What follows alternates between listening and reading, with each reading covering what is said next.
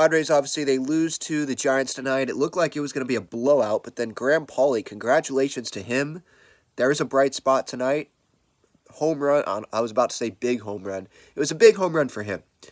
His first major league hit, I believe, his first big league home run. He was able to get the ball back. Gave, I believe, a autographed bat to a fan and some tickets. Might have been some other stuff as well, but hey, memorable night for that fan, memorable night for Graham Pauley, and maybe this is what will allow Padre fans to get our wish for Graham Pauley to play more. Look, Tyler Wade, I think that he has played third base pretty well, or just filled in at third base pretty well. Eggy Rosario has had some moments as well, but then there's also been some down moments. Look, Graham Pauley, he's on this roster, play him. I know that Jackson Merrill's the higher-rated prospect, and, yeah, of course, you're going to play him every day, and it feels like with the Padres, there's more of a question mark on Graham Pauley with them, or else he'd be playing every day over Tyler Wade and Eggy Rosario. Mike Shildt clearly likes what Tyler Wade is giving to this Padres team, and I like it a little bit as well, but when it means that Graham Pauley's not going to play, I'm not so sure I like that much. You know, it's one thing if Tyler Wade was on fire offensively and perfect defensively, but I don't think that's the case. And I want to see Graham Pauley play every day. And so when Manny comes back in a month or whatever, defensively, and he can play third base, maybe you have your DH. You can find that out instead of Manny comes back after Tyler Wade played third base every day, and then now you're going to see what Graham Pauley can do getting everyday at-bats. I'd rather see him do it now. I'd rather see him get those at-bats now and see what happens. He has the talent. He can play a lot of different spots for you. Give him at-bats at this big league level. You know? I don't know what the best comparison is, but maybe some of you have had this experience where you don't get a job and they say it's a lack of experience. Like, you think that you have the skills, you're going to work hard, but it's a lack of experience is what they say. Well, in Graham Pauley's situation, that kind of feels like the case. Like, he's on the roster, but he's not playing every day. He's not the starting third baseman, and it feels like the Padres indirectly are saying, yeah, lack of experience. Well, how are you going to get the experience? Of course it's a lack of experience because you're not getting the experience. So I hope that Graham Pauley is in that lineup tomorrow. Hopefully, assuming that they can play this game. I just think that what is there to lose? The Padres, they should be able to win games with Graham Pauley hitting near the bottom of the order, 7th in the order, whatever. They should be able to win games with the other guys that they have in this lineup. So that's where I stand on this. As for what happened the rest of this game, I mean, Tom Cosgrove's going to be fighting this outing off the rest of the year with how high his ERA is after tonight. Worst outing in the big leagues that he's had. Just Jung-Hoo Lee was totally expecting that breaking ball. Cosgrove, he's made guys like Shohei Ohtani look ridiculous with that pitch. But Jung-Hoo Lee was sitting on that, or not even sitting, like he attacked that pitch for that home run. Michael Conforto with the grand slam, it got ugly pretty quick. Pauley again, that was the bright spot. As for Dylan Cease, early in the outing, right, there was that double before I think the first run scored, or maybe it was the second. It wasn't hit hard.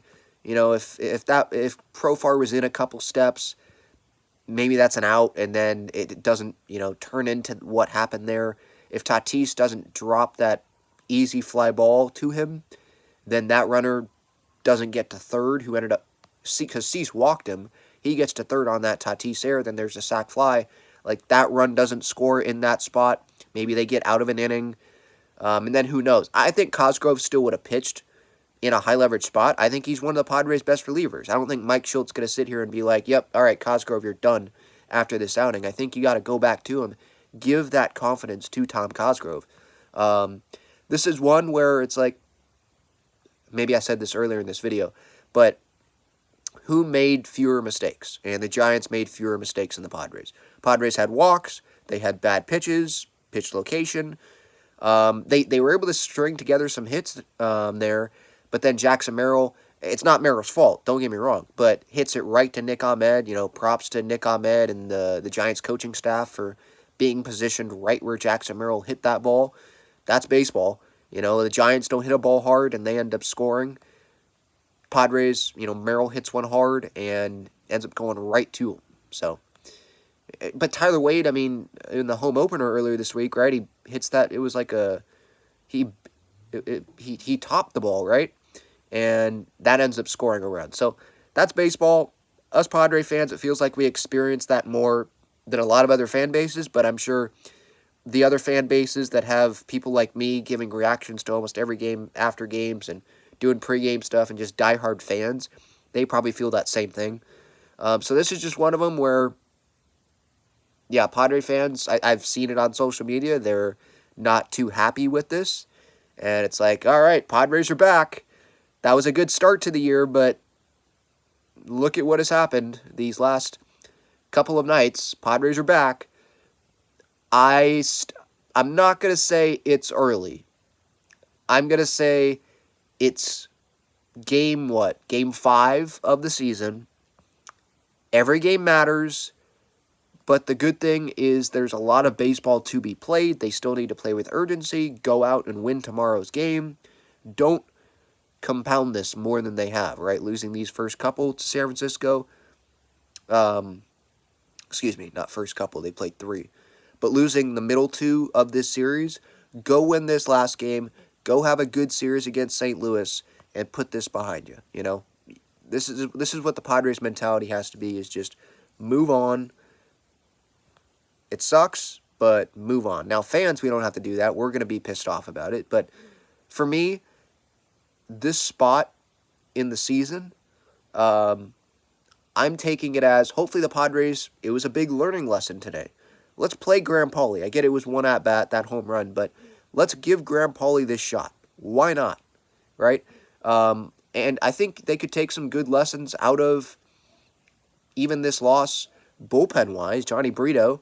Look, Schilt goes right back to Johnny Brito, and look what happens. He ended up pitching well today. Profar, Merrill, they continue to put together some good at-bats, get on base. There's guys here where it's like, yeah, okay. Like, there's still some positives you can take out of it that I'm sure Mike Schilt is taking out of this. But yeah, give your thoughts in the comments. Padres, tough loss to the San Francisco Giants. But hopefully Michael King can have a quality start tomorrow if they play this game on Sunday. And Padre fans can go home happy, end their weekend on a much happier note than tonight.